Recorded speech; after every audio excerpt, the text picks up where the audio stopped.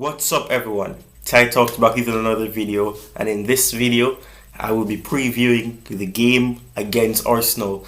This game will be important because it will, benefit Chelsea if they win, and if they win the game, they will have some comfort in third position and they can feel a bit more confident that they will be finishing in the top 4. So let's get straight into the video.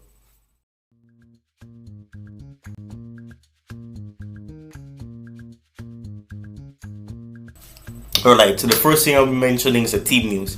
Now, the team news is that Ben Chilwell obviously still out. However, Tuchel informed, the press and informed the fans as well that Ben Chilwell will be returning to some training, in the coming weeks. Not to return and to make an appearance this season, because he has obviously said in the past that his season is over, sadly.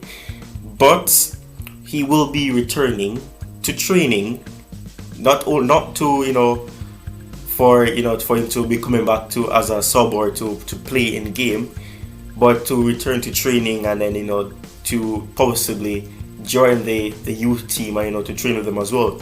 So he won't be returning this season, but it is good news because obviously earlier we were hearing that he'll be out and he may miss the World Cup, which to me made no sense because it's in the winter.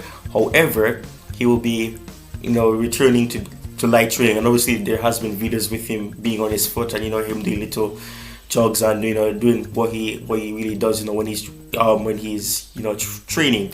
So obviously it's good to see that. It's good to hear that will be the situation. Obviously it's unfortunate that he won't be back this season, and even if he was able to come back, I really wouldn't risk him. So it's good to hear. And Kovacic, who picked up a little injury in the FA Cup semi-finals against Crystal Palace, he had that ankle injury.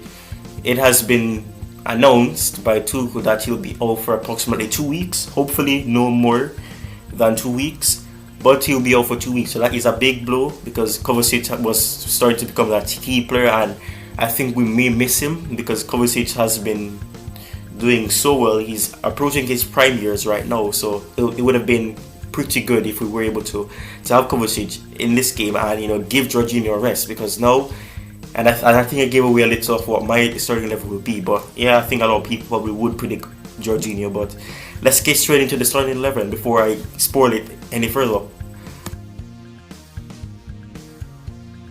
Alright, now let's go from left to right. I normally go right to left, but I'm going to go left to right. Now in goal is going to be Mendy. Obviously some people say that they think Kepa may play, but I don't really think he's going to be playing, because I think the fact that Tuchel didn't play him in the semi-finals of the FA Cup against Crystal Palace, and that's not done playing Crystal Palace, because Crystal Palace is a tough team to break down, and it showed in the FA Cup semi-final. But I mean, I don't really think he would play him, because if he doesn't trust him there, then I don't know if trust is the right word to use. I don't really think he's going to risk him playing in an Arsenal game, because last season even though it was at a different ground, we were unable to defeat them, and it was pretty unfortunate. But obviously I think Mendy is going to be playing because Mendy is the first choice goalkeeper. Everybody knows this, and as a result he will be playing, and I think Mendy will be in goal. Now the back three, so I'll be choosing a 3-4-3 or 3-5-2, depending on what you want to call it, or a 3-4-1-2, whichever one you want to call it, 5-3-2, it doesn't really matter. But I'm going to be saying Rudiger, Silva and Christensen will be my 3. That will be the 3 centre backs for me. And I will be having Alonso on the left.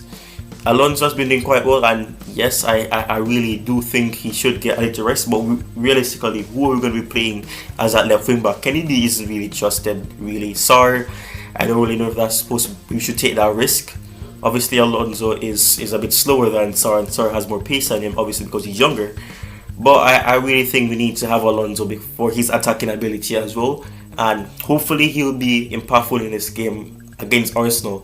Now the 2 double pivots for me always there. I already revealed one, in the previous segment. Jorginho and Kante, or Kante and Jorginho, whichever one you want to say. And on the right, I'm going to be having Reece James. Reece James played as a centre back, and Tuchel said in his press conference as well that he likes him in both positions. But I think he's better at the right wing back position because he's better, with crossing, and he's good with the offensive ability. Now he's improved. Obviously, he does go backwards sometimes, but he's taking on players a bit more now, and he's making crosses, and he's coming in to make passes to players. So that is good. So I would stick Reece James there. Aspie will drop to the bench because I think Aspie needs to be managed in game time as well, because obviously he has been playing a lot of games prior to this, and he's fatigued as well. But Reece James has slowly been introduced back into the team, and he's playing games, and Reece James is the first choice, so I think everybody knows that. So he's the first choice on that right, so I think he'll be back playing in the right wing back position, and Aspie drops to the bench for this game only. But obviously I wouldn't be surprised if Aspie plays, and if Aspie plays, I have no issue with that. Now for me, I'll be doing this, and the reason why I said 3-5-2, 3-4-1-2, 3-4-3, depending on what you want to call it, I'm going to be having Mason Mount behind Lukaku and Werner. Now I know people don't want to see Lukaku playing, but realistically I think we should have rested Havertz and played Lukaku against Crystal Palace. But obviously I think he's been gradually eased back in, and obviously he was coming back from injury, so I understand why he wasn't played. However, I think this game is better to start Lukaku, give him the opportunity to play against Arsenal, who he had scored his first goal, on his debut back at the club. So give him that play just so he can rest Havertz. Rotational reasons only. That is the reason why Lukaku comes into play this game. Lukaku, I'm hoping he can put out a good performance, and like you'll see, I have Werner obviously a little bit behind Lukaku because I think he's better, and I think we've noticed this now when he has another striker or somebody who's focal ahead of him, because he's better as a second striker, and I always used to say that he's an SS.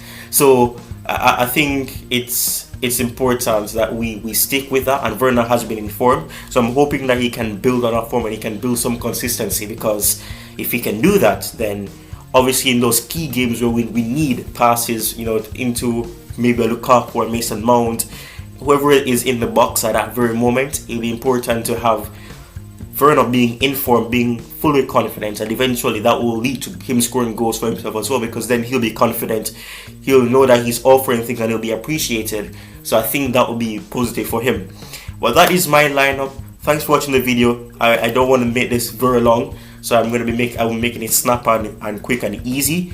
That is the video for you guys. Like and subscribe, share the video. I'm close to 200 subscribers. I'm 55, 56 away depending on where this video is recorded, and I mean it depends on what happens, but I'm getting closer to 200 subscribers, and I really appreciate the support. Thanks. Share the video, share the channel, help me to get to 200 subscribers. Peace, have a good one, and I'll see you next time.